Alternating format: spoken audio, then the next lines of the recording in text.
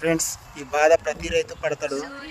ఎంతో ఇష్టంగా పెంచుకున్న మన గేదెలను ఇది నా దున్నపోతూ ఇలా వెళ్ళిపోతుంది, అమ్మేస్తున్నా.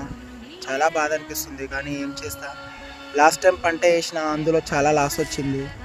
ఆ లాస్ భర్తీ చేయడానికి నాకు వేరే మార్గం లేదు, ఎందుకంటే నేను కొందరికి డబ్బులు ఇవ్వాల్సి ఉంది. సో వాళ్ళకి డబ్బులు ఇవ్వాలన్నా కానీ నాకు డబ్బు ఉండాలి కదా. సో ఇలాంటి మూగజీవులని ఇలాంటి అత్యవసర సమయంలో అమ్ముకోవాల్సి వస్తుంది.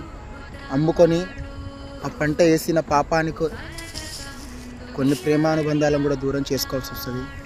సో చాలా మిస్ అవుతాయి ఇప్పటి నుండి. కంటికి రెప్పలా పెంచిన ఇన్ని రోజులు బాద్షా పేరు. సో మీకు కూడా సో ఏం చెప్పాలో కూడా అర్థమవుతలేదు friends. Sorry Badshah, miss you. నేను నిన్ను అమ్ముకుంటూ అనుకోలే. బాయ్ రా, ఏడున్నా హ్యాపీగా ఉండు.